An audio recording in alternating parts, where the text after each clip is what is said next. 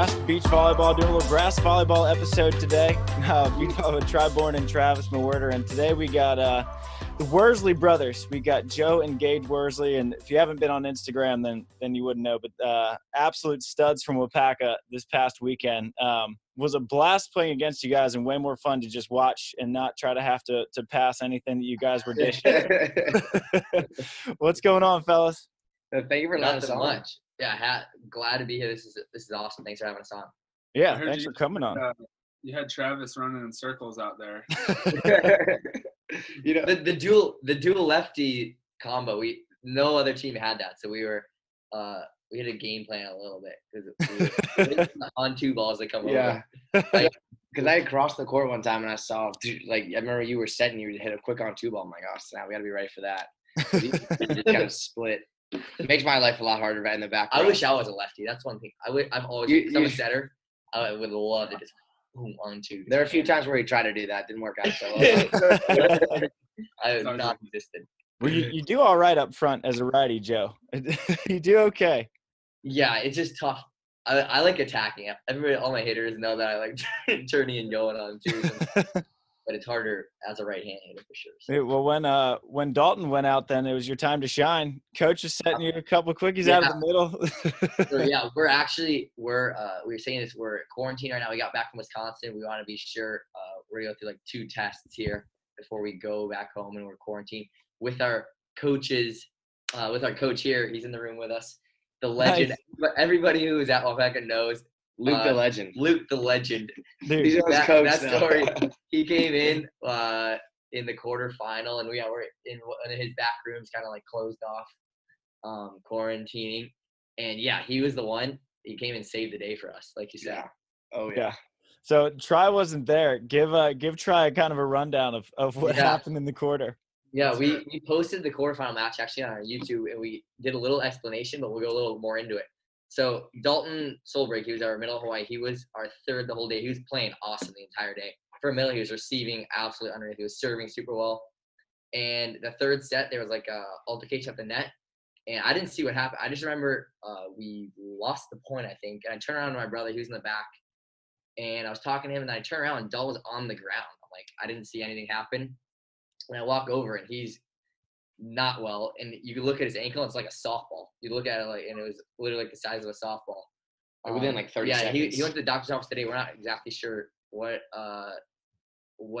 the diagnosis was, but right away we're like, Dalton, you should not be playing. No matter what, it's not worth it. You have to make sure that you don't further injure it. And last minute we added Luke Lau. He's one of our good buddies, and he's coaches here at our family's club here. Used to be a professional grass player. He kind of last minute, no kidding. Booked a flight. Yeah.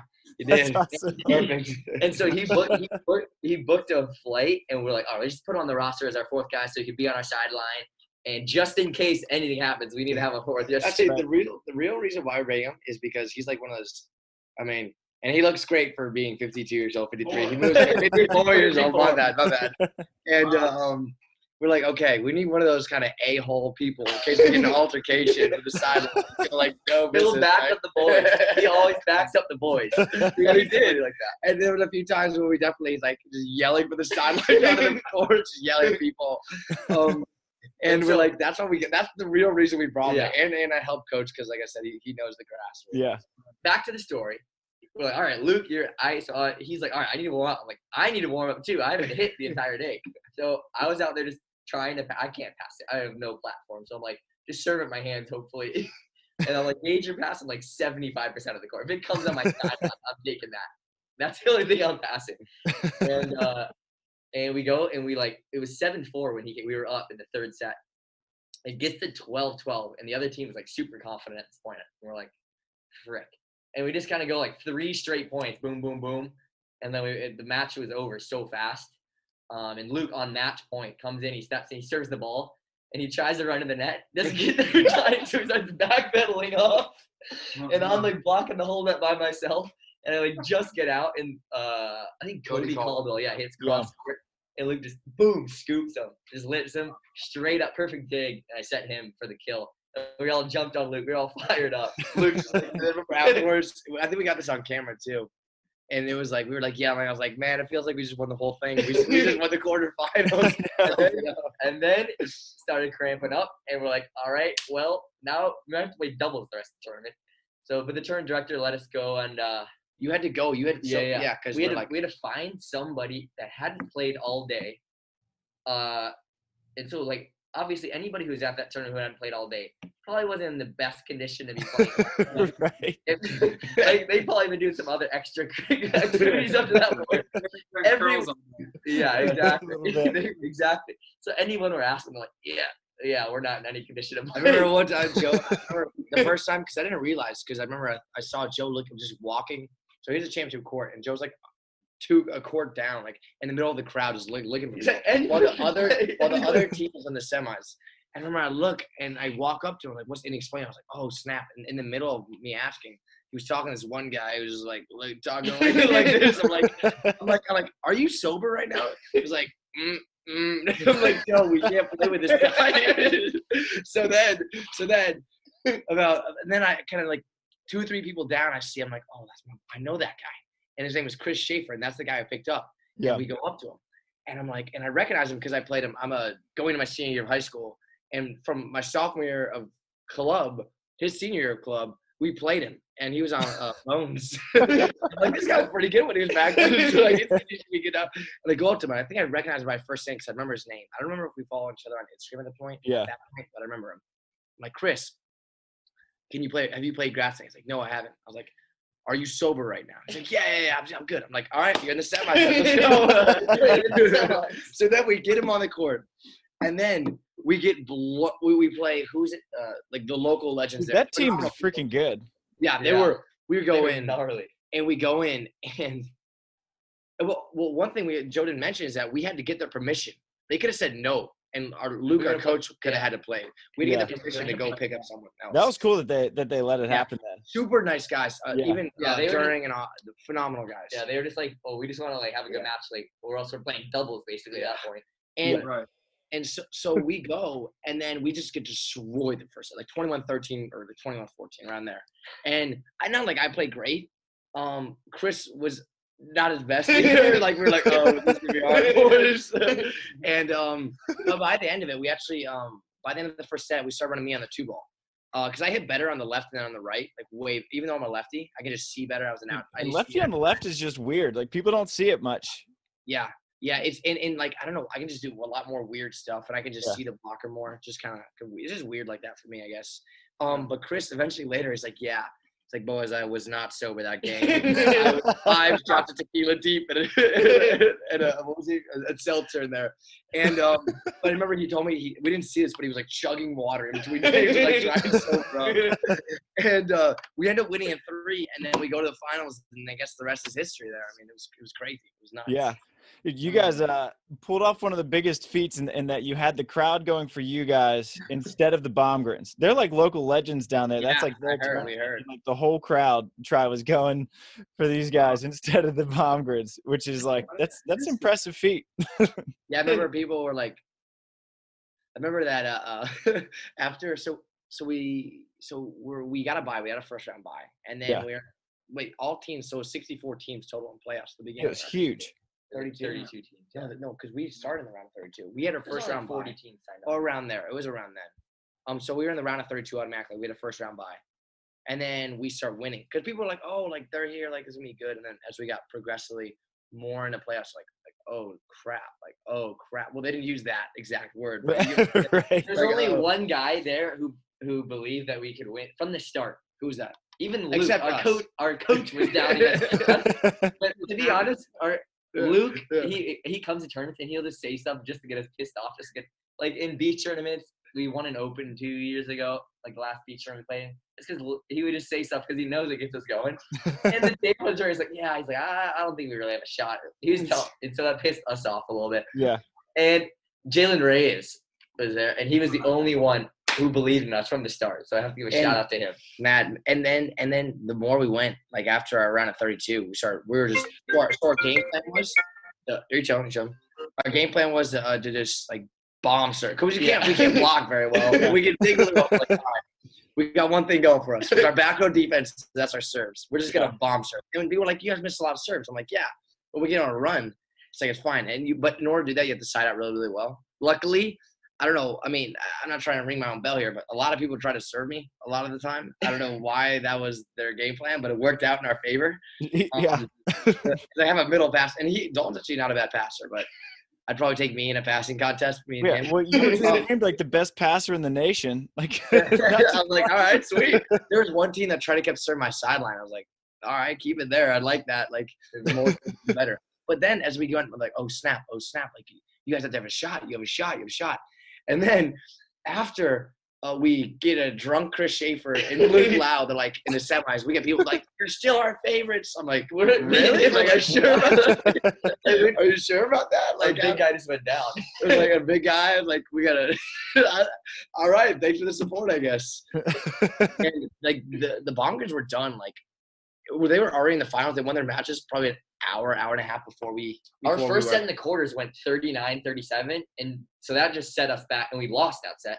Yeah. And then we went to 3-quarter semis, so we were just like back. We had to play back to back because we were running late, and we had to jump on the next court, play again. Yeah. So we were by the finals. It was like, if we went to 3 again, because in the finals, the second set we were playing a lot, dude, and they went on a run late. They made a little run at the end.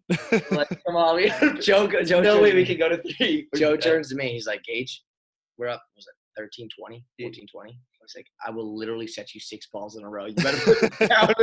I said, I don't care if you could block straight down 6 straight balls. Swing at every single ball. And I remember at the end, you can see us serving because we posted our semis was actually a really, really crazy game, but we bring 8 batteries and they all died. That's how long our games were. That's how long our games were. Yeah. And so we have the quarters in the final, so you can guess, but you can't see the semis. But what was I saying? Oh crap! What was I saying? Oh, I completely forgot what I was saying. End of the Bombers. Oh my god! That's the first time I ever kind of forgot where I was going with this. All that was our game was like super long, and our game plan was just kind of bomb serves. That was like the number. Yeah. It'll come to me later, I think. It was funny because we played. I guess the team that we played before you guys had made the semis last year, and I was like, damn, like we never had a break with serving. And then we played you guys, and I was like, that was the easiest serving team I've ever played compared to. Yeah, I mean, like I said, even in the beach, like when we go on the beach, first of all, that net rule, it helped us passing, but like it was like serving. I was like, dang. Oh, that's what I was gonna say. By the end of the finals, you can see us. We're literally jumping this high on our jump spin. I'm like my legs. I was trying to get up. I was like cramping. By the first set of the finals, I was like cramping pretty bad. But luckily, my boy, they served Chris. That was the first team that really targeted my other partner. Yeah. Chris, and luckily we picked up. He sobered up. Good. He was a good passer, and he was just good by then. And I just had to hit 2 balls in the middle, so it just made life a lot easier. But yeah, that was our game plan. Yeah. Wait, I'm curious. Why'd you start running around to the right at the end of the bomb? Because you had sided out like 100% in the final, and then the last couple of plays, you just kept doing that little back quick to the right. I knew it was wide open. I missed the one down the line, and the other thing is I did a couple dumb they kept trying to line Troy Field up on my brother, and he was serving, so we thought that he was just gonna like sprint straight to the middle because my brother was there, and so we thought we might get an open net. Okay. He had a pretty good look that he missed outside the line. I saw you looking for the. You were like, no, I tagged it. Yeah. I told him after that first one, I told him again, and it was another line shot. That's the thing on the right side. I was like, sometimes it was hard for me to see the line. Like there's times where I should have gone line and cross. Yeah. Like there's way more weird stuff I can do with the 2 ball or on the 3 slot kind of. So it just kind of worked out. And I don't think that really, like I said, it's really seen a lefty that can kind of whip it kind of each way. Yeah. And luckily, I've been saving my arm for 2 years. We got to tell Charlie Wade at Hawaii. No, everyone says no. Everyone's like, play outside. I'm like, we have good enough outsides, and I'm gonna stick with libero here. No way.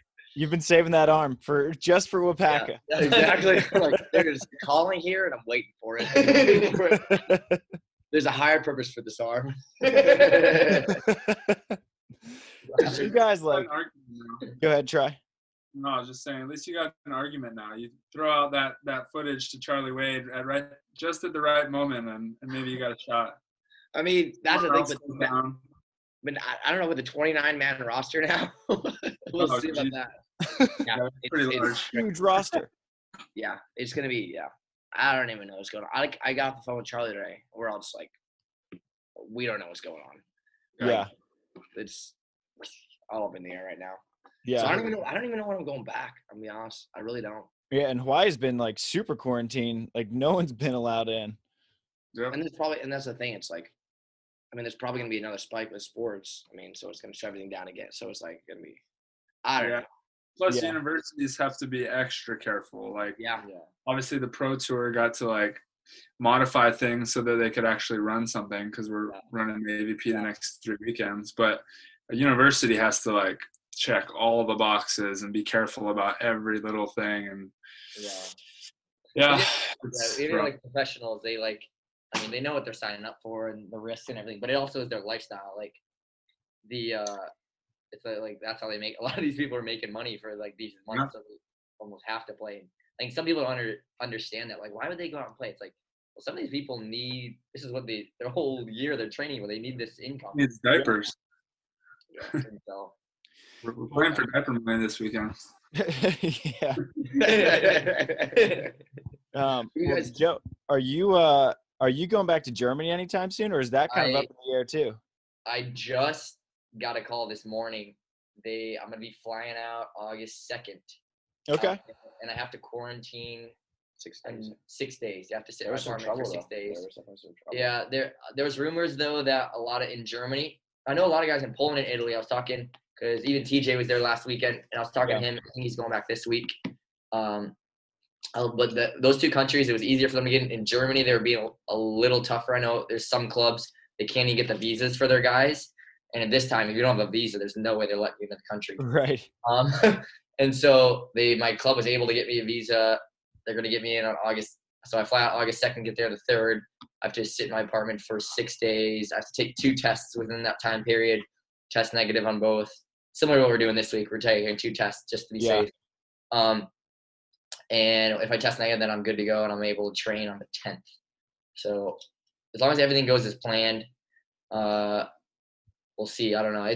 But it's just a crazy one because you don't know, like, with a league like Germany, like I don't know how many people or what people know about the leagues, but a league like Germany, they need that attendance to be able to fund some of the clubs they have. It's not like in Poland or Italy where they have like TV different deals and stuff where they could afford maybe. Any club will struggle, but especially in Germany, the smaller clubs will struggle to stay if they don't allow fans in and they don't have that income. So it'll be interesting to see how the season goes because we're supposed to have 11 teams starting, but the league hasn't decided if they want to allow in fans starting off, and I just don't see it being able to survive if there's no fans for most of the season.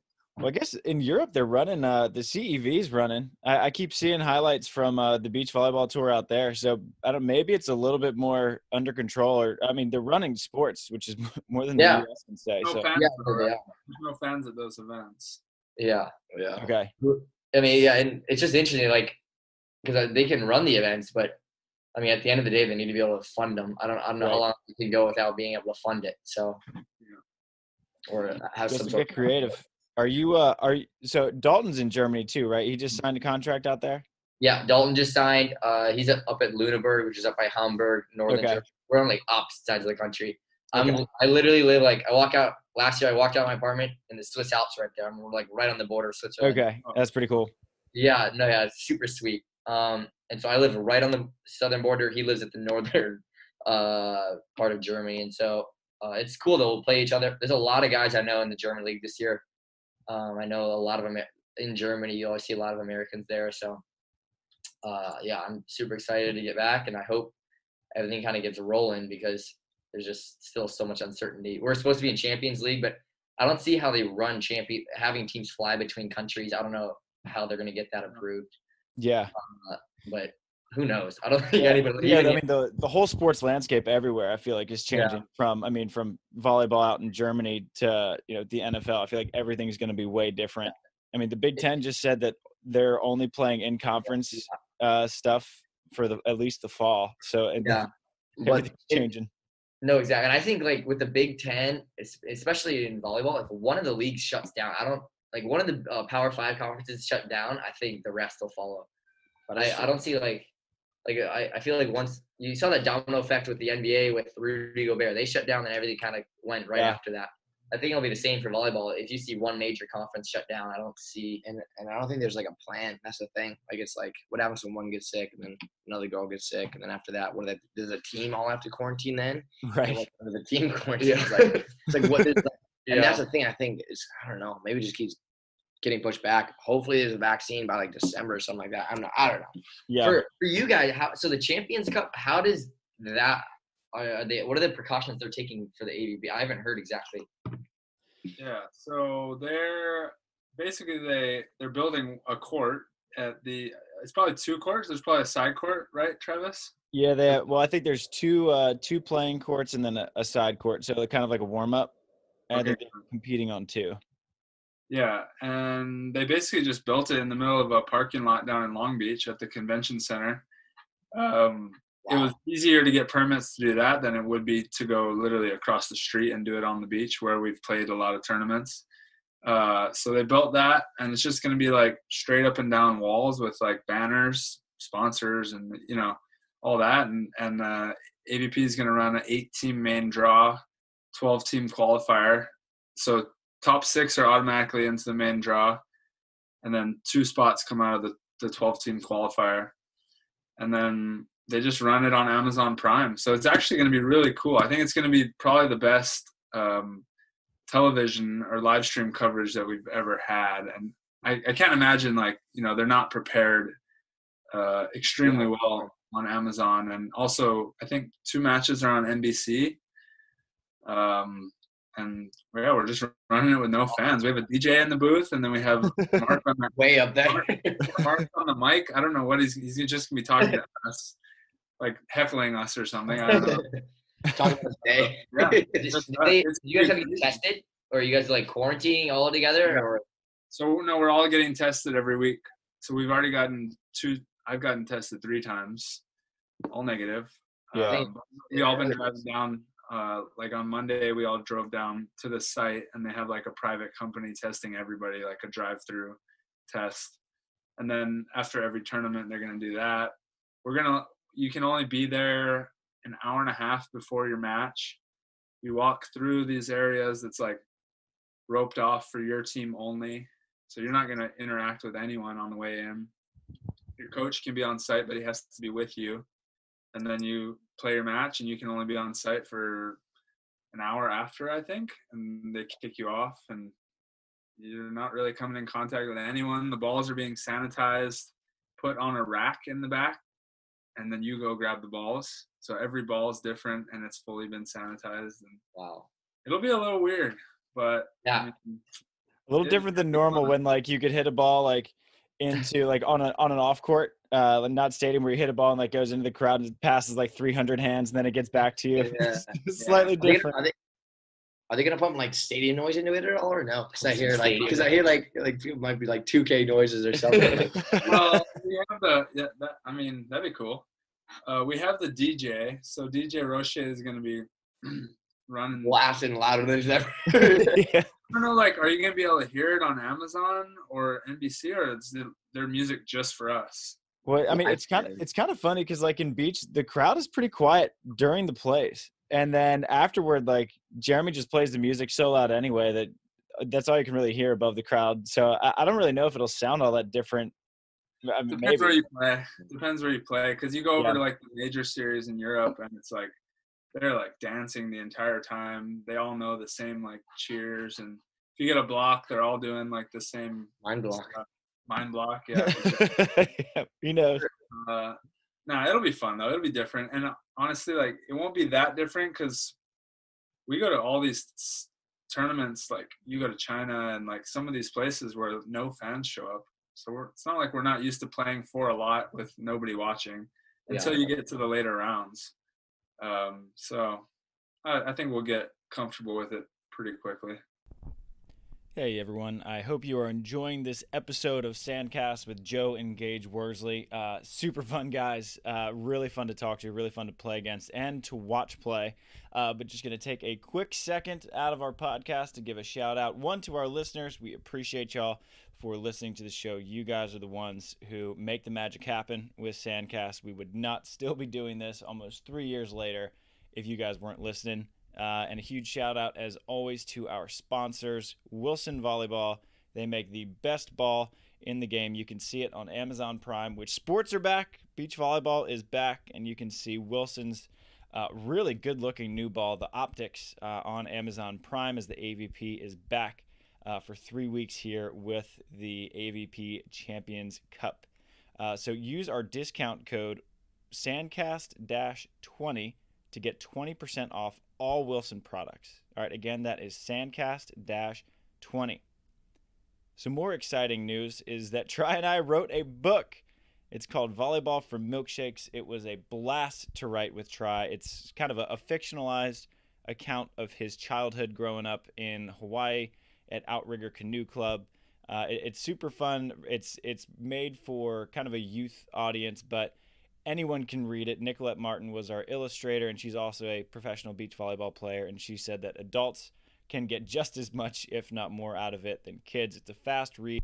It's maybe 130 pages. You can probably read it in a single sitting, to be honest, and I think that you'll enjoy it. If you're a beach volleyball fan, if you're a sports fan, take a look at Volleyball for Milkshakes. You can pick up a copy at Amazon, and we would love it if you gave a review of the book. If you hated it, leave a review. If you loved it, leave a review. We certainly hope it is the latter and that you loved it, but we would really appreciate it if you guys supported us and just dropped a review for Volleyball for Milkshakes. And now, back to the show with Joe and Gage Worsley.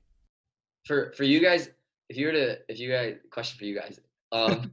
If you were to pick two non-volleyball athletes from any other sport, who would you want to play with, like your guys' partners? That's a good question. We did like a roundtable game show a couple weeks ago with like the McKibbins and Stafford, and we had like a celebrity partner question, and I think Steph Curry was up there, but non-athlete though, right? No. Yeah, sure. Go non-athlete. That'd be good. Oh, no. Okay, that changes. I think I might have to pull like Vince Vaughn. He's like 6'5", 6'6", and looks like a decent athlete. I think he'd be funny as hell. Who's an actor that acts like an athlete? I'd say like The Rock or something, but he can't even go out. There's no way. Maybe, dude, Adam Sandler. That's my pick. He's like the average Joe, like perfect athlete in every movie he's in. Who's it? Adam Sandler. Or Owen Wilson. Owen Wilson would be good. He's small, on and dodgeball. Small, yeah. Ben Stiller. Would make me bleed my own blood. My brother and I, we were playing. I think it was our brother and I. It might have been a different partner. We were playing an open one time, and we were beating this guy in playoffs of it was a open beach tournament up in Santa Cruz, and he was you could tell he was just dead, and he was starting to kind of slow down, and we were winning by a significant margin, and he had one last trick up his sleeve, and he rips off his pants, and he's sitting there in a Speedo, and he's just like, and we couldn't even stop laughing the entire time because he's doing those ridiculous things. So that's why for me, if I was to pick like a celebrity, I'd go like Will Ferrell or somebody who just make the other team laugh. That to me is always the players who I can't play with somebody who does that because I could never stop laughing. Your job is to make them laugh and take them off their game a little bit. There's like a same guy who just walks around like Chihuahua in like Uggs on the beach, just smoking. Like the beach has some interesting characters, man. The beach. Oh yeah, has some interesting characters. Dude, and beaches I don't know what it is about. Like, it's not just beaches in California either. Like, I lived in Florida for a while, and then I grew up in Maryland. I saw the East Coast beaches, and like everywhere you go, it's just like great people watching. You'll just see people. It's just like, what you doing, man? Like, what's going on? I wouldn't want to be at the beach doing that, I guess. True. We'll get like the same people on the same route, so like you start to like get to know them, and like, oh yeah, the old guy, and there's the old guy that runs by us every day, and every like third step he's like, oh, oh. all the way down the strand. We just like kind of stopped. Like, there's Jeez. one guy at Santa Cruz we were playing, and he had this loud boom box, and he plays songs. They just have a drum. He was just like kind of like overweight guy, just with a drum, and then every third beat just dong like that for like 3 hours. Just 3 hours of like, shut that guy up. We're trying to play here like pop music, just dude. 3 hours. This guy's been here as long as we have. The worst place for me was when I played with Hayden up in near Venice Beach. Like, people are insane up there. There's like hobos yelling at us, just like cussing us out from the strand for no reason. Just like the most insane crowds come through that place. You guys ever been to Venice? You ever walk Not to play, but that's a wild place. Yeah. Yeah. You're not surprised by anything you see. No. There's like entertainers over there, like a guy that's like acting like a statue while we're playing, and the ball's like flying by. Really put it to the test there. So did you guys grow up playing beach and indoor up in Santa Cruz? Because I know that they have like a fun little beach culture down there too. Yeah, no, for sure. We during the summers we only played beach growing up. When we were in high school, middle school, high school, we only played beach, and we were always partners. We have a lot of funny pictures and a lot of funny stories. I'm sure he'll tell. Everyone knows the one story when I threw sand in his face when we were kids. During the championship So my match. brother and I, we've like gotten into physical fights in indoor practice before, and never in a game have we've gotten close to fighting. Yeah. Like, everybody who knows our relationship knows it. Just let us go when we start like bickering. Even like this weekend, there was one point in one of the matches we started going at each other, and people like want to just separate us. I'm like, you just let us go. We'll like when we get back on the court, we're fine. Like that's just how we are. Like. That's the thing. People like when we're fighting, people are like usually like, and freaked out. it's way better now. Like it's obviously way better, but there's gonna be some points like you idiot. More him towards me, but anyway. It's both ways. Yeah, but I usually don't say anything about it. I just you give me unless he gives me a look. I know, like that's true, but unless you're like an a-hole the whole time, then I'm not gonna like this guy no matter what. But usually it's like I remember sometimes we'll be playing and then people across the like, oh, we got him, we'll like fight or something. Like it's the total opposite, buddy. Like if we're pissed off, we're just gonna go even harder.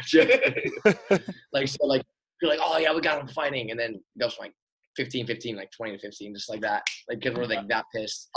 Usually doesn't work that way, but for us, I guess it just does. I don't know why. My junior year at Hawai'i, I was living off campus with some of the guys. He was a freshman that year.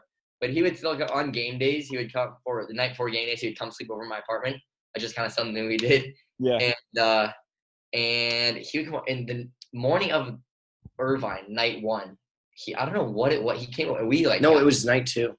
No, it was night one because we lost. Yeah, that's right. We lost night two. The next morning we woke up, so we just weren't in a good mood. And no, we won night one, and then we had back-to-back games. Go in. Yeah, that's right. And we got into a huge fight.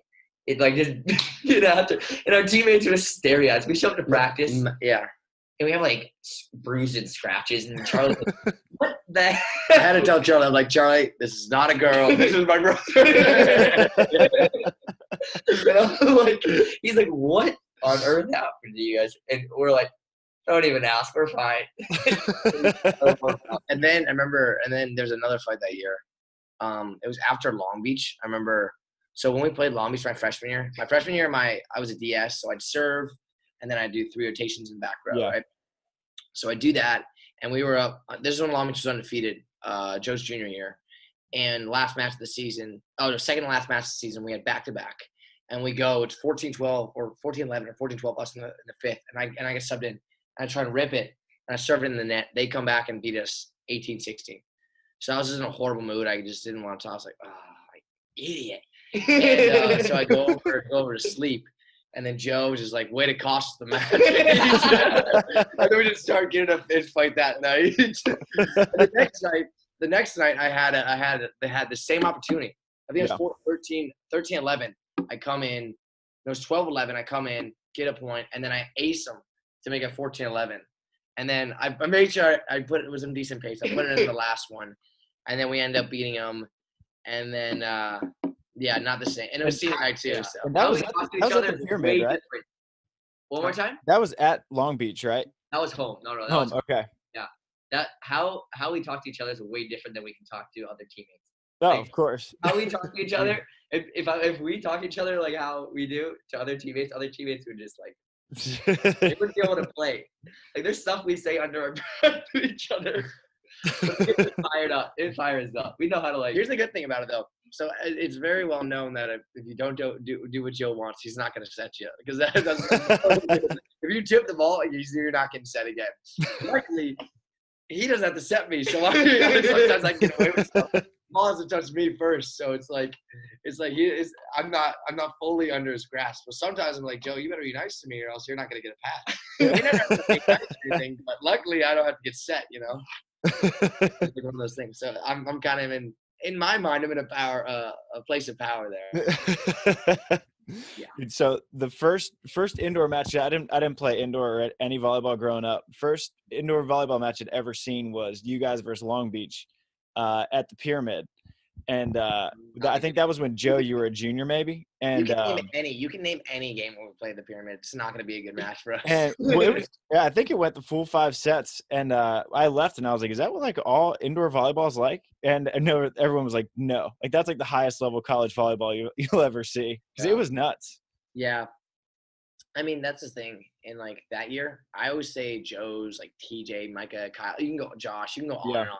Whoever. I think that was like the best class, like ever in my opinion. Like you see that because I was always playing up. I was always with Joe, and I was always playing up like 2 years higher my whole life.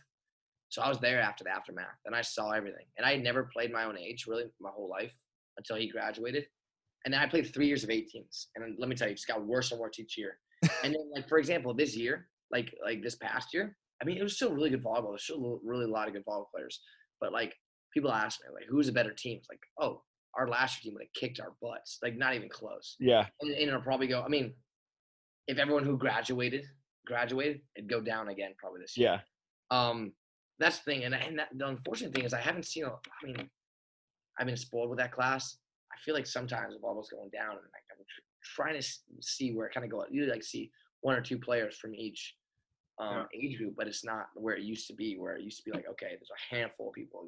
I mean, look at it. The next national team members are all in that like same age group. Yeah, like, they're all moving up together, and like it's kind of sad that like it's like we're kind of I don't expect that, but like I feel like sometimes it like getting worse and worse. It's like, but I mean I don't know. Maybe you can turn around. I haven't been in the club scene a lot, I guess. So yeah, that's just something I've noticed. Yeah, because I remember everybody always talked about in terms of like indoor players, like TJ DeFalco was like one of the first names mentioned, then Micah Ma and Josh Tuaniga. And then, but when I saw you guys play, it's like, damn, Hawaii's setter is dishing. Like, yeah, you were flowing because Katie Spieler was pretty good friends with her, and she loves you guys, by the way. It has like nothing but the best words to say. Yeah, and she was always saying like Hawaii's setter is like people have to watch him. And then I watched you guys play Long Beach. It's like, yeah. That's makes sense. Yeah. And that's the thing. And then you see all the other people in that class where like they got overshadowed sometimes. You're like, wow, that's so nuts. It's just crazy. I mean, but that's how volleyball works, I guess, kind of in waves. So just kind of waiting for that. Sure. Again. I mean, it's the same thing like with Tri. Like they grew up with the Kibins, kind of that whole kind of group there. Yeah. From Hawaii, just like a ridiculous group. And you guys just wrote a book on that, yeah? Or Tri, you just wrote a book. I heard about, yeah. I'd go check the book out. Team effort. Yeah, there you go. Yeah. Thanks for the plug. Do you guys ever get out to Outrigger? Because that's kind of like where we're always there. We're always in Outrigger. We love Baby Court. Baby Court's so fun. So the book is like based around the Baby Court and Tri's. It's like a fictionalized look at Tri's childhood. So I think you guys would probably get a kick out of it then. Yeah, we love going Baby Court, and then we'd find like one of the uncles to take us out canoe surfing always after. He was around, just go out. But it helps. Luckily, if we're winning a lot, people are a lot more courteous. In like, Hawaii, If UH is winning, they're a lot more likely to take us out. Because we always had a few teammates that remember, so we'd always go. It was nice. It was cool for me to see you guys doing well, like to see the University of Hawaii men's team doing well. Because, I mean, I grew up obviously a huge UH fan. My dad played football there. Sister played soccer there, and my mom teaches at University Lab School, so like the elementary high school that's right across the street. She's taught there my whole life, and she's still there. So I grew up on that campus, and I hadn't seen. I always kind of wish I went to UH because I wanted to like play for my home state and the school that I always wanted to represent. Right. And I know it's so much different in Hawaii. Like you play good at USC, okay, you're good in the volleyball community, but not in LA, not in around the campus and in that particular community. But in Hawaii, it's like if you guys are good, you're in the front page of the paper. If we're good, which we were at USC, we ain't getting on the newspaper, that's for sure. You know, no one's. Maybe we get a little ticker tape there. Yeah, but that was. It's super cool. No, I was saying, that was the thing. Is like my senior year last year, when kind of everything was going really well for us, and I had a bunch of family friends coming out because it was my last year. The last year we'd be playing together. There were people coming in like anywhere you go. Like last year when we were kind of on that one run, anywhere you go, you get stopped all the time. And even like construction work, we'd be walking, the construction workers would be yelling at us. Like everyone knows volleyball. Breaking a traffic light. For me, it was awesome because I hadn't seen the men's program do really well since like, I want to say like the Tony Ching days, like when they had Costas and all those guys when I was like, because that was the guy that I kind of looked up to growing up, or we all did, Tony and that whole crew. He's the man. That was like, what, 2003 or something? Yeah, early 2000s. He came by everyone, so he's the man. He played them. Yeah. He's so cool. Yeah, Tony's awesome. We were lucky because he would come out and play beach with us as when we were in high school. He was in college, or like actually he was out of college by then. And then I ended up playing overseas in Puerto Rico for a little while, and that was his last year. So I got to play him professionally as well. Well, awesome. But he's kind of a legend. But no, it was cool. It was really cool to see you guys, like, especially making the national championship, repping the old rainbow logo. I was like, man, I wish I was a part of this team. You guys look like you're having fun. Yeah, I was talking. You talk with all kind of the local kids. Like, that's the coolest thing right now is like all the local kids now. They really want to stay. That's awesome. And Charlie always like makes sure that he always talks about he wants to go after like all the top local kids. And now like it's hard. Like I remember my freshman year and sophomore year, we were almost. I could swear we were almost like maybe not struggling, but we like to get more players. Like we need some more players. We're having like tryouts to bring on more guys. And now he has to like push guys away almost to come, because like everybody's trying to. So it's the program just kind of like the complete. And I wouldn't say 180 from when I got there my freshman year, but it's definitely different. Like the vibe, how everybody like views the volleyball team and everything is like completely different. It's super cool. Like you're saying, it's just playing in Hawaii, the baby, everything. The volleyball culture there is just unbelievable. We always coach now with different clubs. I worked with Spike and Serve my senior year, but I remember we helped out Outrigger. We were helping out with Aokoa, and we love just helping out the local kids because they all come to the games, and it's like such a cool volleyball community there. Being able to work with the kids there, there's so much talent right now in Hawaii. I was telling that like I was working with setters and hitters and at like 14 to 18-year-old girls and boys, and I was telling Charlie, I was telling Rob, like, certain kids, like, you guys need to get on these kids because they're going to be swooped up here by Pac-12 schools and stuff soon. So, like volleyball in Hawaii is got a lot of potential and a lot of really solid talent coming up. Yeah. Did you guys grow up going to Hawaii? Because I'm curious, because like you talk about going to Outrigger in the baby court, but I know you're from Moraga, right? Yeah. So it kind of crazy. Not a lot of people know this. Is we were born in Missouri. Okay. Moved to Oahu for 2.5 years. Moved to upstate New York for 9. Moved to Moraga, California, basically San Francisco Bay Area. Yeah. Since 2010, and then we went back to UH. So my dad was born in Honolulu. His whole family's from there, and so we always had that kind of influence, and that kind of we always had that kind of like culture and the same. So we understood kind of everything going forward. In the recruiting process, we were really familiar with the program and the state and kind of how everything works there. But yeah, it's so cool. and he gets one more year of it. But yeah, I mean, when you leave it, you realize even more like how special it is. That's easy. Like when you're there, you're like, oh, this is awesome. But then when you leave it, geez, like there's no place no place else like this, like in the world.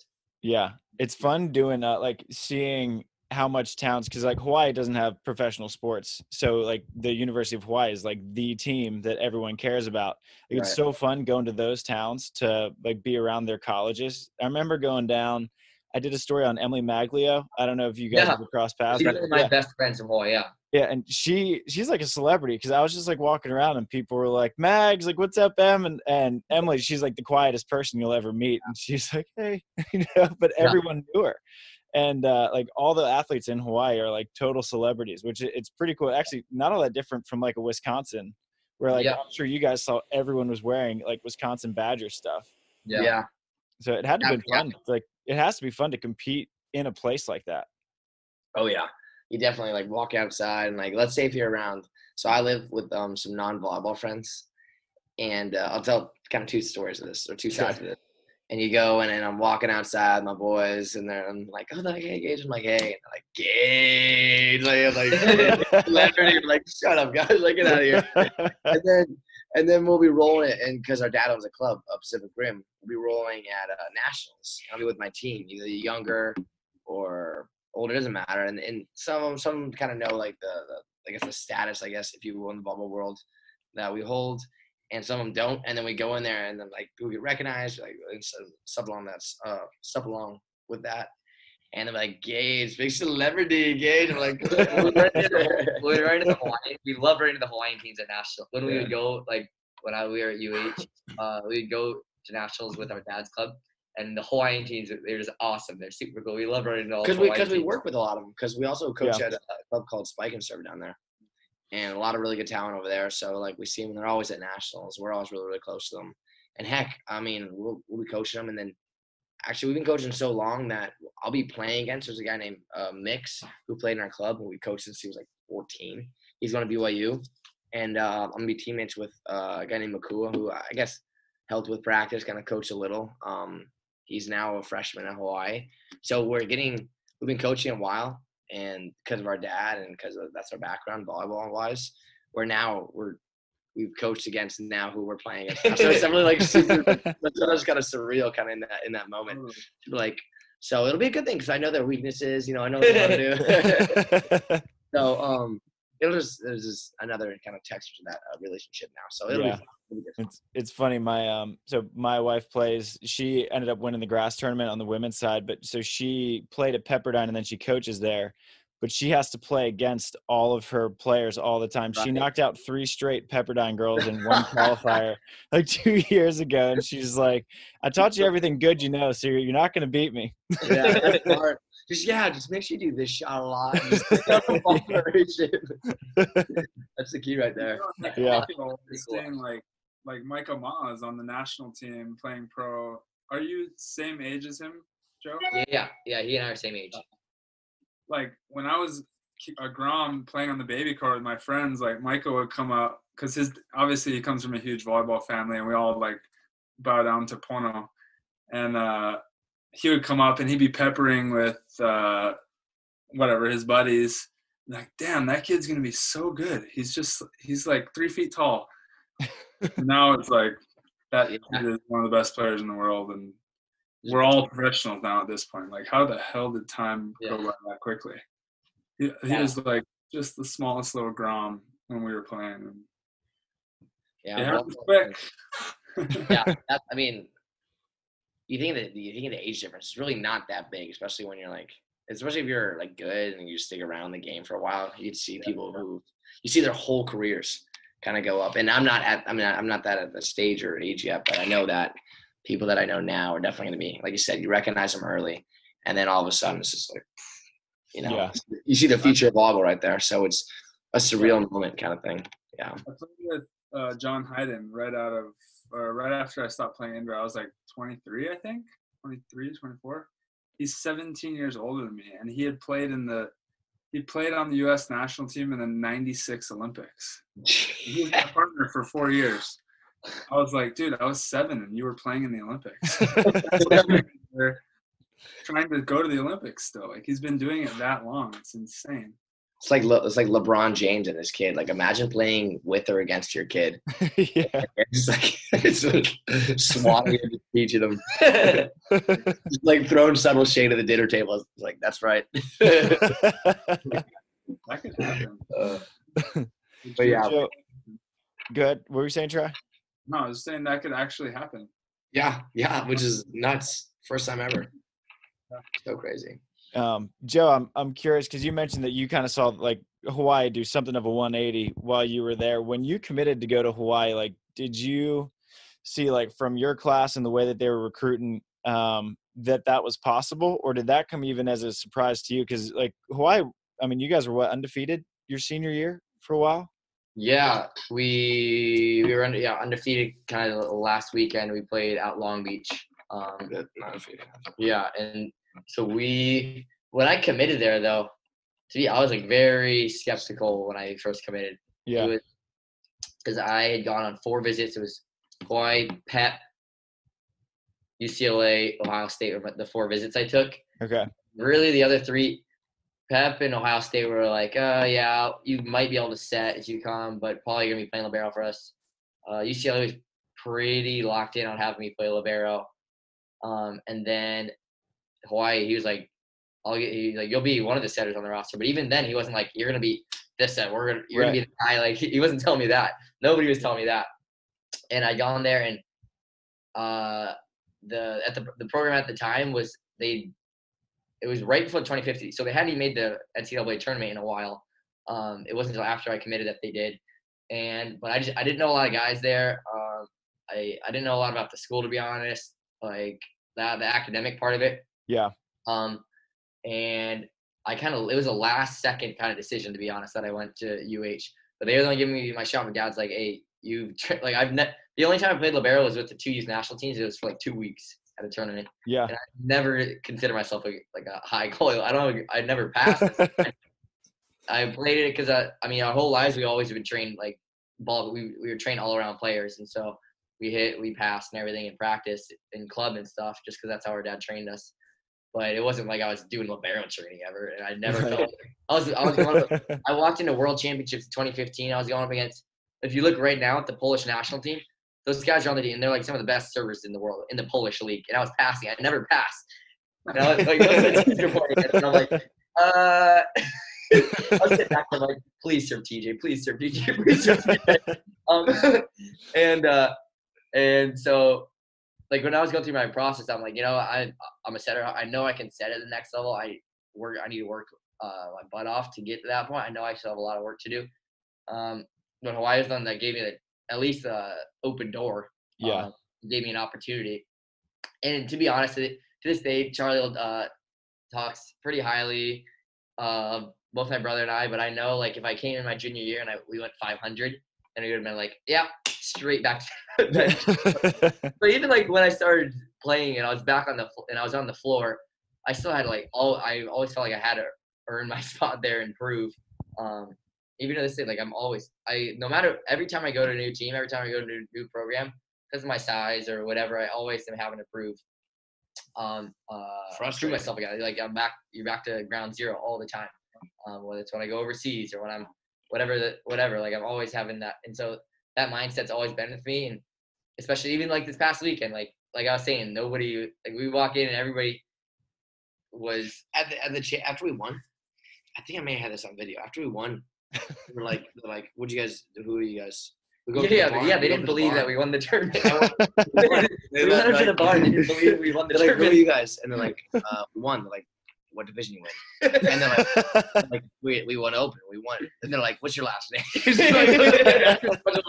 We're like, dude, like, I was like, I know we're kind of underassuming, but we actually got like the court's right there. Meanwhile, you guys are probably like limping up to the bar too. Yeah, oh my god, dude! So we had played in co-eds, and it didn't go well. Joe and I kind of stopped. We were beat up. We played in co-eds the next day. We didn't play our best lineup. If Joe and I played together in that, I think we could have won it again. Yeah. But we were just so beat up. I remember Dalton had a sprained ankle. We were all just like so beat up, like incredibly beat up. I have blisters every single one of my toes. Same. Blood blisters everywhere. I had a toe this is kind of gross, but I have a toe that's completely black, and it had a huge blister on the top of it as well. So I was like limping everywhere, and and my hair was crazy. I was like walking, and I was a team captain, so I had to walk all the way to the tent and all the way back. I was just kind of like limping like this, and everyone's just kind of laughing at me because they said I looked like a hobo. And the first thing when we got there, here comes like the champions. Like we were joking around. It was me, Joe, and Dalton like limping to the medical tent. Medical tent, and just got kind of iced up. It was kind of cool because like people were like, "Oh, great game yesterday," and we're like, "Thank you." It's just like our voice was gone. Everything was just imagine just getting all the way, or like if we were like, "Dang man, if we went all the way to championship, did all that stuff, and then lost." Yeah. It was. Yeah. Are you guys recovered yet? Because like I'm still sore from it, and we played beach too. So we had 2 days, 2 pretty full days of beach, which I don't know if you saw the courts, but they were basically just like mud. Concrete clay. So, yeah. The Friday we went by really quick. We went by the venue for like 20 minutes, and I remember the first court I walk out, I just see a guy dive, land, and splat. Yeah. That's not what are they playing on? Yeah, dude, it was crazy. Try it like. So it monsooned for like 10 hours on Thursday. I saw your Instagrams. Yeah, and so it was like you were playing in puddles on some of the courts, and so you would like Rafi declared that he wasn't diving. Like that was his thing. He's like, I'm not diving in that. But once you got muddy, it was like pretty fun. But you would dive and just like there was no give. You just like stopped. It was like you dove on like asphalt. So I'm pretty glad that we didn't show up. We had moved courts 4 times in our A first cool pool. play. So and then we went. Eventually, we started when we ended up where we played you guys. We ended up like where we started like where the main stuff was, and then we went all the way down because it was kind of edge and I guess better grass or whatever, dried quicker. So we ended up all the way over there. But I remember we wore white tank tops. Do we have a white tank here? Here, can you get the white tank tops? I'm gonna show. This is after it's washed. So we were like, and then I was like, you know what? I was like, this is gonna be actually kind of good publicity. So if we do well, if I get it dirty, everyone's gonna be like, oh my god, look at that tank top, and they'll see it, and it'll like, go off. This is what my tank top looks like after it's washed. Here, can you guys see this? Yeah. Can you see the dirt on it? Oh, this yeah. It's hard to see. It's complete. I think It's still dirty. It looks beige. Yeah, it's like this is pure white. You can't really see how dirty it is, but it's like. So, this is Joe's. Mine was a little dirty, but it's okay. But it's like that bad. Like I might do it again. It's like it's all kind of funny. Just like seeing literally the first play, we're diving in mud. Throughout the day, it got a lot better. But the first play, I just dove in mud, and I was like, "All right, well." Had you ever played grass before? Because our court, I think, was like similar to yours, where we were playing on like a slope. Yeah. And it was soaking wet, and so like you couldn't even approach. Like I slipped and fell out trying to hit a jump serve, and I just tomahawked it over. Like second serve of the day. It was like the most unathletic I've ever felt in my life. For me, like so when I told we played in a grass tournament when we were like 10 and 11. Okay. No, we played in high school when we played a bunch of the Ohio State like D1 players, and we played 2-man grass at our local. Oh, nice. So our high school tournament used to host a lot of like 2-man grass tournaments, like, and it was actually pretty decent. And we played when they were in high school. And a bunch of like a couple of D1 players came, and we actually beat them in the final. But that was like sophomore year of high school. And for me, for playing grass, Micah called us today. We were just talking about kind of the weekend. He watched a little bit of the video, and we're all kind of in the same boat about this. When you say you're playing grass, you bring that up. Like a lot of players or athletes, like, oh, like you just like the first thing they think about is like injuries or like the unsafe. But that's like we love that part of it, like having to like adapt to that and be like create new ways. And create new ways to win and like be like that type of volleyball playing them. I don't know, like our personalities, we just like love playing in anything. And that environment we love playing in. We're not like super picky about stuff, and we just love the grass games. It's so creative. Yeah, and it allows you to do different things, and there's no system to it. It's like figure out the best way to win. Right. Every team there was doing a different. Was having a different system. Yeah. You know, indoor it's like there's some teams that's very systematic. On the beach, it allows more creativity. It's similar in that way, but I think like grass is a combo of both. Really 3-man. It's the speed of the offense of the indoor team, and kind of the beach. The defense is more on the beach side, I would say. Yeah. But it's just kind of volleyball at its finest. Yeah, a lot of it. We were on the phone with Mike. When we were on the phone with Mike today, we were just talking about like it's the funnest kind of style. He's been playing a lot of like forest, sand, and he's doing the same thing like that. that style of volleyball is like the most fun to play. It's the most enjoy you'll have, I think. And it's also this. Here's the thing for like, because I really don't. The last time we played beach was like 2 years ago, kind of around there. Well, we play a lot of baby court. We play a lot of baby court. Like actual serious, so we don't play a lot of serious beach. Okay. But baby court, I only play baby court at SEC. He's lazy. So that's another reason why. I'm not lazy. I'm just. It helps. Don't get me wrong, but he's like, I don't want to play a full court. But the thing is also kind of like when you're with your partner, right? It's kind of a partnership. But when you get to like 3 or 4, it's more of a team, right? And then once you reach kind of the 3, that's when it kind of turns into a team.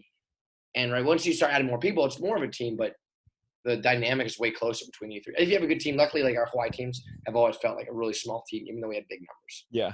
We're all super, super close. But even with 3s, like you're 3 out there and you feel just connected. 2s, like I like it, but it just feels like a partnership and you're still really close to that person. But 3s and like 4s, you feel like a full team and it gets higher for me. And that's kind of how I viewed it. It was just like super, super sick out there. It was just fun to kind of. Yeah, I don't think anyone had more fun than you guys this weekend. Winning is fun, I'll tell you that. Yeah. Winning helps. Oh, for sure. We like I said, we were just like, I switched to the right side and the left, and then because the day before. So you guys know Dave Weissork, the outside for Pepperdine? Yeah. So I kid you not, 2 days before we go over to scrimmage him. Okay. Him and a retired and a guy who used to play college, he's about a year out, hasn't played, and a 16 or 17-year-old libero from Penn State. We got whooped. And these guys like kicking our butt. We're like, man, we suck. We're not gonna win. I wanted to get out of it. My brother and I have a tendency, we lose always in training, like right before, and it's not good for our confidence. It's not gonna be good. We always lose in training. We have this like, I don't know what it is. Yeah. But We must do a good job figuring it out because something worked on Saturday. We just picked the right day. Like I said, bomb serves and just try and dig and try and hit off that. It was hard. It was like some of those blockers out our there. Shoulders, like he was saying by the final, if you look, we're barely jumping, and our shoulders are just like, that's why I kept taping. Just like dangling them out. Like, come on, we just need one run here with our serves. Nothing went 3, man. I mean, I'm sure we still had a really good shot, but like my legs were just like literally like shaking by the end. Definitely helped that you put it away in 2. Oh gosh. Yeah, I thought Tim's last block went down. I didn't know it snuck under him. I was like, we did it. We won. Yeah. And then I saw Tim's reaction. I was like, oh, that snuck. I thought that he put it down. That was the key, I think.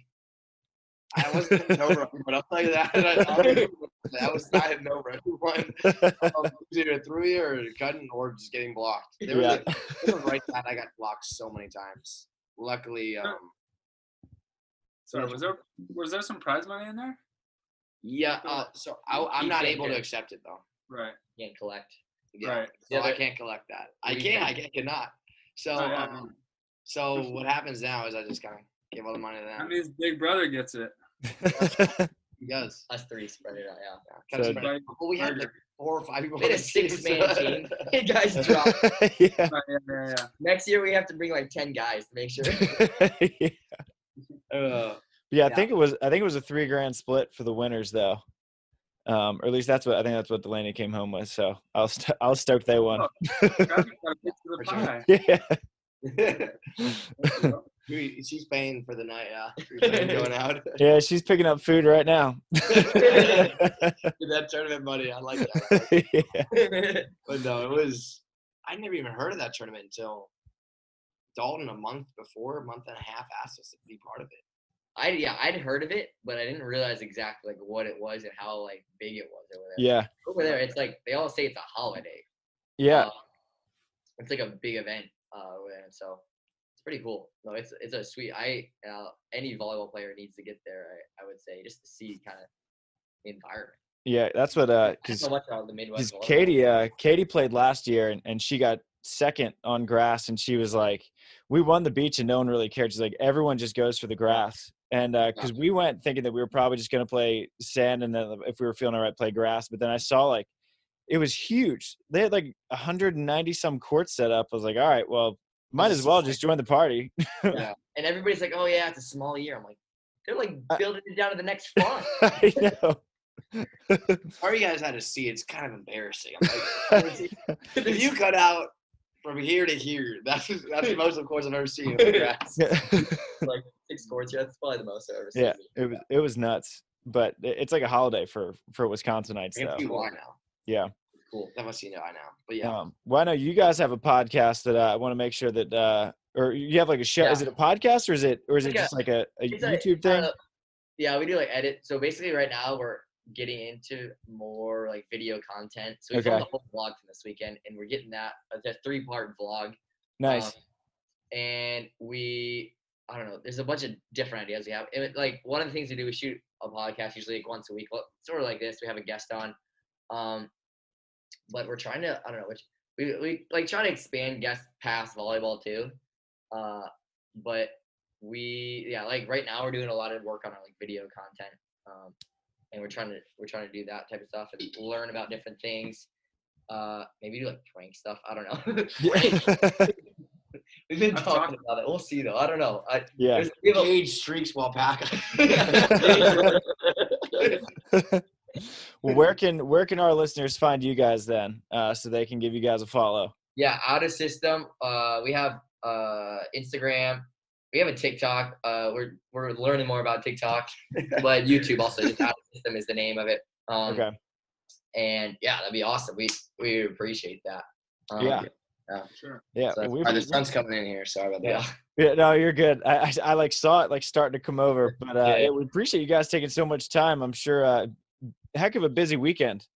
We're still recovering a little bit. We just slept a little bit today, but besides that, we had to kind of like take a little bit off and let our blisters heal. But people were telling us like, "Why you guys should go play AVP?" I'm like, we would get killed on AVP. Like, me blocking like that, double block. Maybe Pro Tour. Maybe Court Tour. We're bombing. We're in if we're going Baby Court Tour. You can that needs to start. I'm in. I'm sure there's a lot of people who would be in on that. I'm sure you get like Mike Christian, all those guys that stop playing pro. If there's a Baby Court Tour, there's a lot of guys who just quit. Like I'm going. Sign them up. That'd be sweet. That's a good idea. There's actually like a annual tournament on the baby court at Outrigger every year by a few of the OGs who are a bit older than us. They have like a full like championship belt and everything. I bet they're totally sober, just like burying the cooler, hiding it under the trash can. Yeah, smart. That's awesome. Yeah. That's super cool. Yeah. Well, boys, we appreciate you taking so much time. Gage, good luck down in Hawaii if you get to go down there. And Joe, you're leaving for Germany in a couple weeks, yeah? 3 weeks. I'm supposed to be leaving, so we'll see. But all right, let's ride this momentum out. Let's keep it going. Yeah. Good luck with you. I hope everything goes well for you guys. I know like it's cool that the beach community got something going. We're for sure gonna be checking out. We'll be watching everything going on with the AVP. We're excited to see some live volleyball finally here. Oh, yeah. Live pro volleyball. Yeah, track a couple days. Let's go. Let's go. All right, boys. Shoots. Cheers, guys. Take care.